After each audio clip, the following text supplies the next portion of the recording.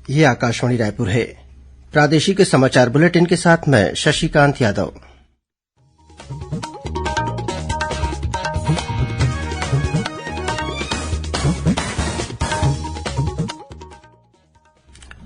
और अब पेश है आज के मुख्य समाचार। सुकमा जिले में हुई मुठभेड़ में सुरक्षा बलों ने 4 से 5 माओवादियों के घायल होने का दावा किया। ईडी की कार्रवाई के खिलाफ दायर याचिकाओं को छत्तीसगढ़ उच्च न्यायालय ने खारिज किया। छत्तीसगढ़ और ओडिशा के बीच महानदी जल बंटवारे को लेकर गठित महानदी जल विवाद अभिकरण की टीम ने आज दुर्ग जिले के टेमरी गांव का दौरा किया और प्रदेश में अक्षय तृतीया का पर्व कल माटी पूजन दिवस और अक्ति तिहार के रूप में मनाया जाएगा।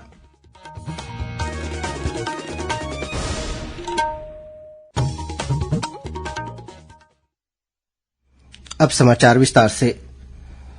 सुकमा जिले में हुई एक मुठभेड़ में सुरक्षा बलों ने 4 से 5 माओवादियों को घायल होने का दावा किया है।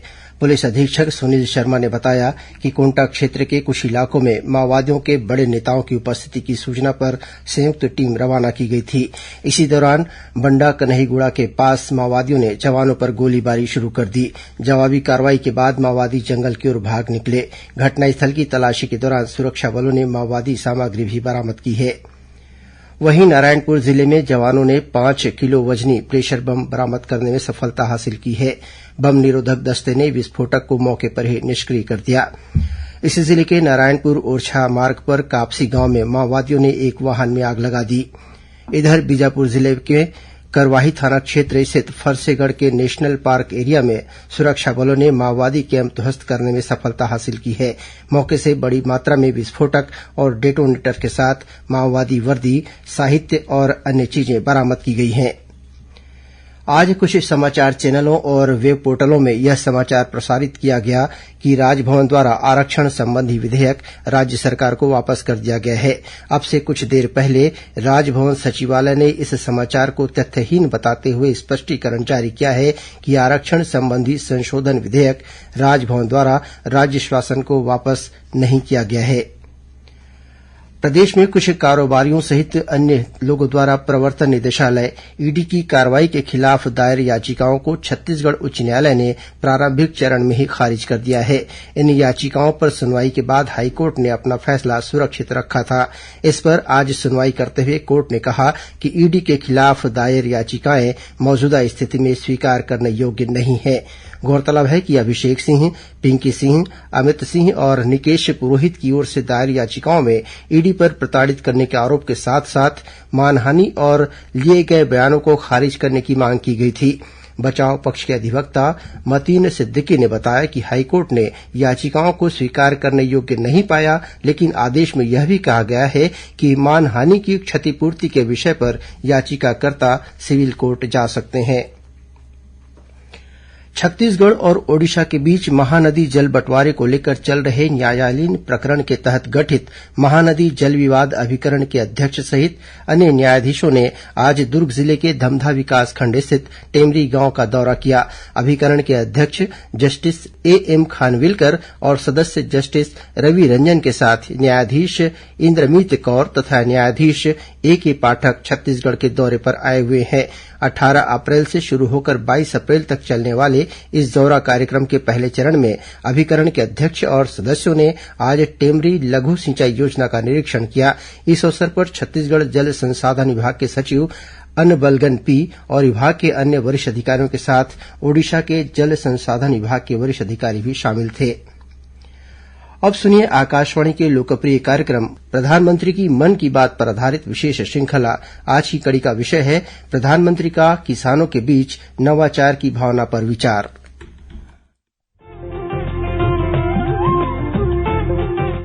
लोग, आवाज और सीधा संवाद, यानी आपके हम सबके मन की बात। जी हाँ, ऐसे ही करोड़ों लोगों से जुड़ जाते हैं हमारे प्रधानमंत्री हर महीने मन की बात प्रोग्राम के साथ। आकाशवाणी पर यह सिलसिला इस महीने यानी अप्रैल में 100वीं कड़ी के साथ जारी रहेगा। इसी विशेष मौके पर मन की बात कार्यक्रम से प्रधानमंत्री के चुनिंदा संबोधनों को फिर प्रस्तुत किया जा रहा है। इस विशेष कार्यक्रम की 73वीं कड़ी में पेश है प्रधानमंत्री का कोरोना वैक्सीन पर विचार, जिसमें उन्होंने वैक्सीन कूटनीति और भारत की कामयाबी की बात की है। एक दौर था जब भारत दवाओं और वैक्सीन के लिए विशेषकर पश्चिमी मुल्कों पर निर्भर था, लेकिन अब हालात बदल गए हैं। कोरोना की महामारी से जब दुनिया घबराई हुई थी, भारतीय वैज्ञानिकों ने इसे चुनौती की तरह लिया। इसका असर हुआ, भारतीय वैज्ञानिकों ने रिकॉर्ड समय में कोरोना की वैक्सीन बना डाली।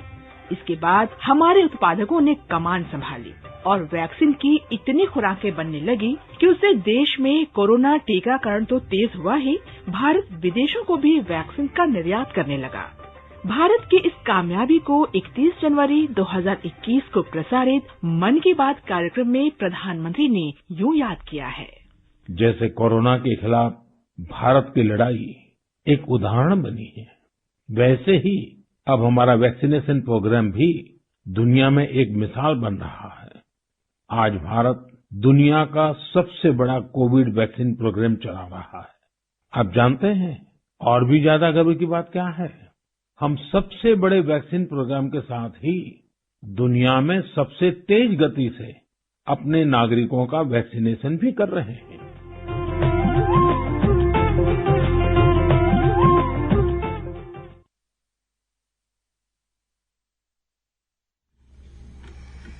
प्रादेशिक समाचार आप आकाशवाणी रायपुर से सुन रहे हैं। श्रोताओं, प्रादेशिक समाचार एकांश के समसामयिक विषयों पर आधारित कार्यक्रम बातों बातों में इस बार वन डिस्ट्रिक्ट वन प्रोडक्ट योजना पर विशेष भेंटवार्ता प्रसारित की जाएगी। इस योजना पर जानकारी हासिल करने के लिए आकाशवाणी समाचार ने बात की राज्य लघु वनोपज संघ के सलाहकार हर्ष चतुर्वेदी से। इसका प्रसारण आकाशवाणी केन्द्र रायपुर से कल 22 अप्रैल को सुबह 10:30 बजे से किया जाएगा। इसे छत्तीसगढ़ स्थित आकाशवाणी के सभी केन्द्र रिले करेंगे। दक्षिण पूर्व मध्य रेलवे के बिलासपुर कटनी रेलखंड पर बीते 19 अप्रैल को सिंहपुर स्टेशन में हुई रेल दुर्घटना के कारण ट्रेनों का परिचालन अभी भी प्रभावित है। हालांकि कल देर रात से इस रेलखंड की एक लाइन पर ट्रेनों का परिचालन शुरू कर दिया गया है। वहीं आज नर्मदा एक्सप्रेस और कटनी चिरमिरी एक्सप्रेस ट्रेन को रद्द कर दिया गया। इसके साथ ही दुर्ग निजामुद्दीन हमसफर ट्रेन और रायपुर लखनऊ गरीब रथ एक्सप्रेस को गोंदिया के रास्ते चलाया जा रहा है। इसके अलावा बिलासपुर शहडोल स्पेशल ट्रेन बिलासपुर अनूपपुर बिलासपुर के बीच और शहडोल अंबिकापुर स्पेशल पैसेंजर अनूपपुर और अंबिकापुर के बीच चलेगी। वहीं अंबिकापुर से चलने वाली अंबिकापुर जबलपुर एक्सप्रेस को बिजुरी स्टेशन तक ही चलाया जाएगा। प्रदेश में अक्षय तृतीया का पर्व कल 22 अप्रैल को माटी पूजन दिवस और अक्ति तिहार के रूप में मनाया जाएगा। इस मौके पर इंदिरा गांधी कृषि विश्वविद्यालय में राज्य स्तरीय बीज पूजा और माटी पूजन कार्यक्रम का आयोजन किया जाएगा। इस अवसर पर मुख्यमंत्री भूपेश बघेल विश्वविद्यालय के प्रक्षेत्र में बीजों की पूजा के बाद खेतों में बीजों की बुआई करेंगे। मुख्यमंत्री विश्वविद्यालय परिसर में नवनिर्मित कृषक सभागार का लोकार्पण करने के साथ ही महात्मा गांधी उद्यानिकी और वानिकी विश्वविद्यालय के कैंप कार्यालय का उद्घाटन करेंगे।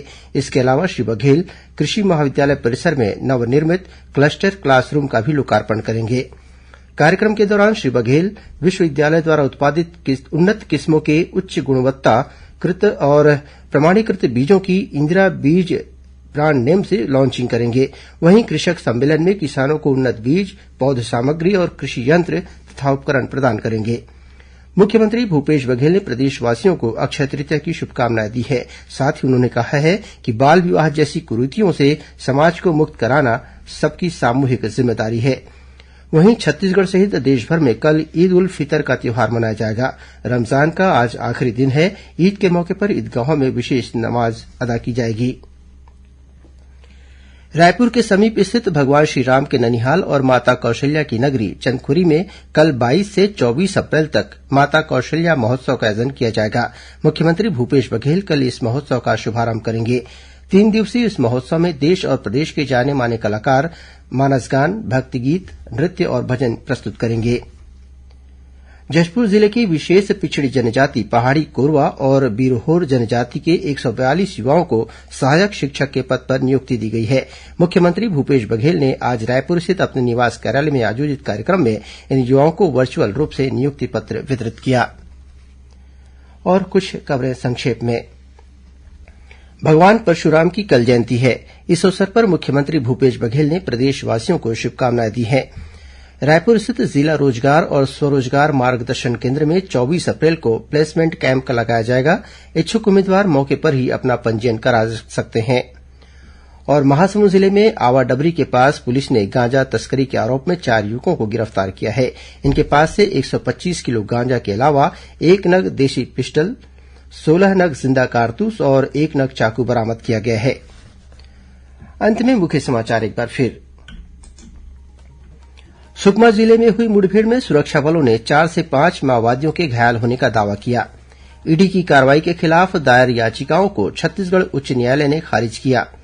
छत्तीसगढ़ और ओडिशा के बीच महानदी जल बंटवारे को लेकर गठित महानदी जल विवाद अभिकरण की टीम ने आज दुर्ग जिले के टेमरी गांव का दौरा किया और प्रदेश में अक्षय तृतीया का पर्व कल माटी पूजन दिवस और अक्ति तिहार के रूप में मनाया जाएगा।